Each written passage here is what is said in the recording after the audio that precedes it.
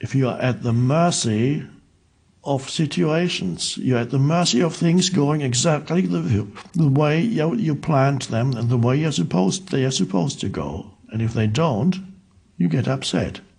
Some people get sad or depressed, others get angry and irritated, whatever it is. So you are at the mercy of things happening or not happening, or happening in a particular way, or people behaving towards you in a particular way.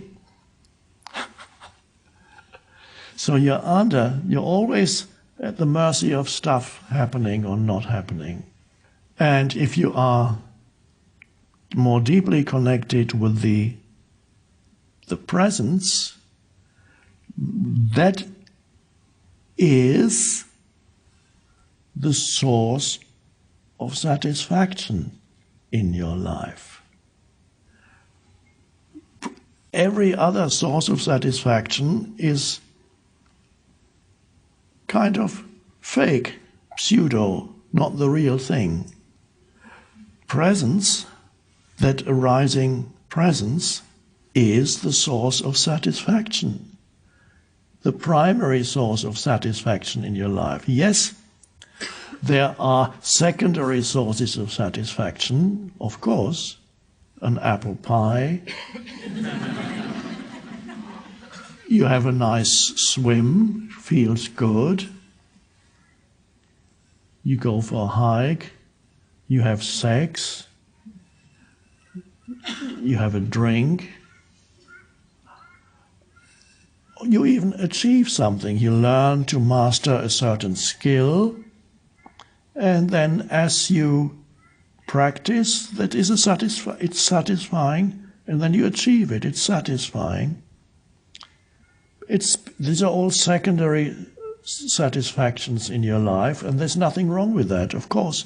And if you meet a long-lost friend, suddenly it's great to meet you, it's so wonderful. Of course, there is a satisfaction in that, but they are all secondary satisfactions. The main source of satisfaction is the presence.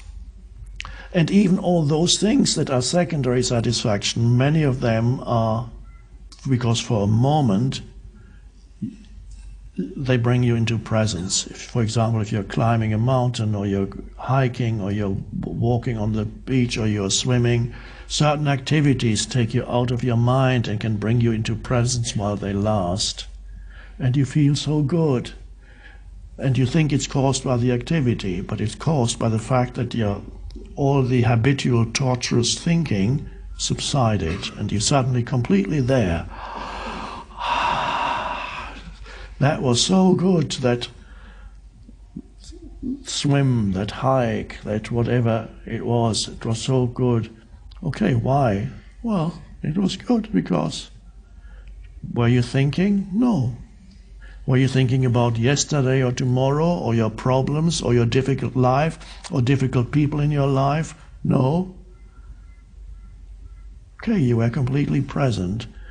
So once you realize and sense that the true satisfaction is derived from presence, that means when things go wrong in ordinary life, when you encounter so-called undesirable circumstances, when things don't work out they were supposed to work out, things break suddenly, you lose something, a difficult person comes into your life, you can, even in that situation, you can continue to be in touch with the source of satisfaction. Let's say you made great plans for some great wedding, and suddenly on the wedding day something happens, and the groom or the bride are detained somewhere and they can't make it. And we've invited 300 people and we've paid thousands of dollars for this wedding, and I've been looking forward to this for years. It was supposed to be the culmination of my life. it's a fictitious situation, but it could happen and probably has happened. It's just one of many possible examples. So this is a very unpleasant thing if you're not in touch with the true source of satisfaction, and you go all shaky and upset, or hysterical, whatever, depending on your predispositions. You lock yourself in a room or you scream, depending on whatever kind of ego you have. But if you are in touch with the source of satisfaction, in presence, wow, okay, that's a pity, but of course we'll have it some other day. And you continue to feel a sense of aliveness, because after all, this moment isn't that bad, just because the wedding has collapsed, and I'm using the collapsed wedding as a metaphor, whatever collapses or goes wrong. So here we have, and you are then above the situations in your life. They don't control you anymore.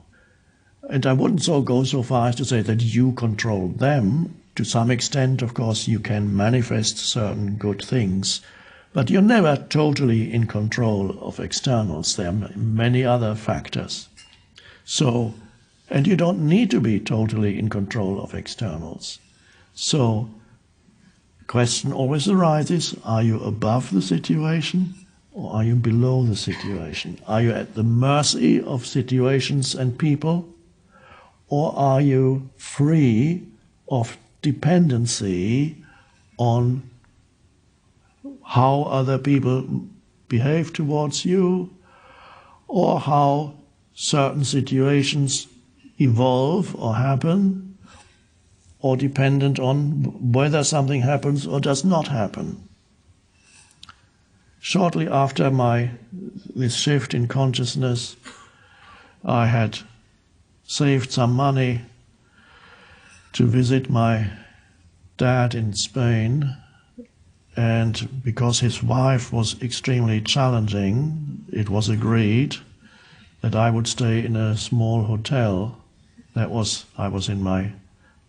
about 30 years old.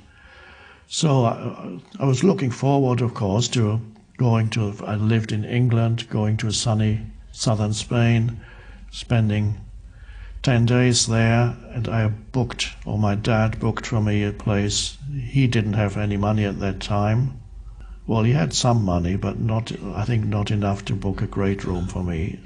So he made a booking, but he hadn't looked at the hotel or the room. And when I arrived, the hotel was by the sea. So I imagined a view of the beautiful blue Mediterranean Sea. And when I got there and I looked out the window, there was a brick wall. It was facing away from the sea, and there was a kind of cliff, and there was just a brick wall and a little bit of sky. And so I stood there and looked at the brick wall, and suddenly I felt incredibly peaceful. And I suddenly realized it doesn't matter at all whether I have a sea view or a brick wall. Why didn't it matter? Because there was a flow of satisfaction coming from within. If it had been my choice, I would have said, I prefer a sea view to a wall view.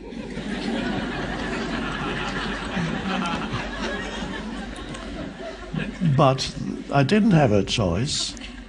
And I was amazed, because that was not long after this inner shift, so I wasn't yet familiar with all the effects it has on things in one's life. And there were many, many instances when I was amazed. I said, why do I feel so peaceful? I don't know, I just feel... I think in this particular case I knew that at some level it ultimately did not matter. And that was so liberating, that reminds me of a very similar story. We had a retreat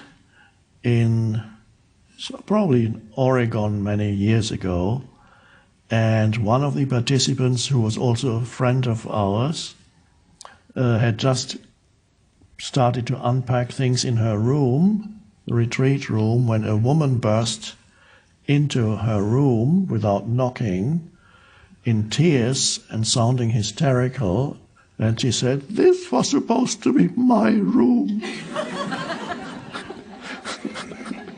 And they put me somewhere else. I asked specifically for this room. I've been waiting for this retreat for a long, long time, and I'm having difficulties in my life, and this is all just so dreadful.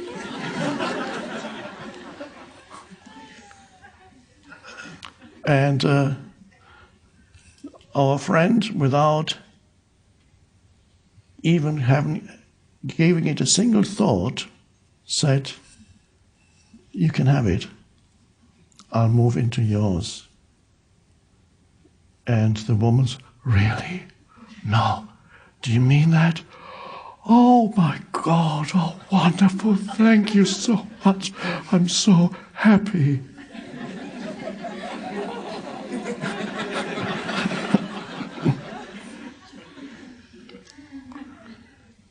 It is probably true that she had been through difficult times, yes. But she was totally at the mercy of externals. And our friend, I didn't inquire further how she felt when she moved into that undesirable room, which probably wasn't that bad. I don't think there was a brick wall outside the window. She was fine. So in her there was some connectedness with the source of satisfaction. So her well-being did not depend on what kind of room she was in. Now, does that mean whatever room they put you in, when you book a room in a hotel, you should say, "Okay"? Not necessarily. Why not? If that is not the right room, you can talk to the receptionist, say, "This isn't the room I booked. I'd rather have the room that I booked and paid for," and then see what happens. But again, there is not going to be that, or the anger. This is, "How dare you put me in this room?" You lose all, there's no longer a flow of, do you remember we talked about what makes up a true human? It's goodwill towards other humans, a flow of benevolence and goodwill no matter what the situation is. And even if you're complaining about your room, you can complain, and there can still be a flow of benevolence and goodwill because there is a human being there. That human being may have nothing to do with the fact that they put you in the wrong room, and you probably know that, but you're angry with him or her. So, of course you can change situations, and I think I probably asked, I don't remember all the details, I may have asked, I'm sure I did, in that when I got to that hotel with a brick wall outside, "Do you have another room with a sea view?" "Sorry, that's all we have left." Okay. So it was a surprise to me that I could be okay with that.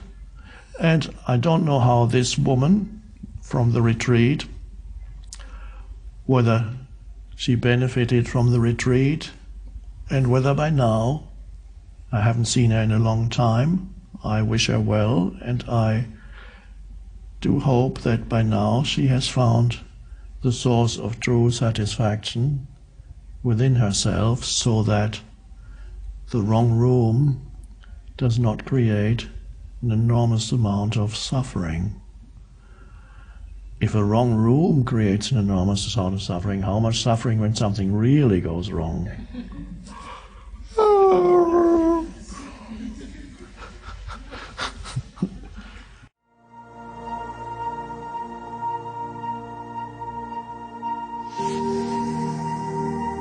This mind-made sense of self is also much more focused on the negative than the positive. To be free, you awaken to who you are beyond your history and your life situation.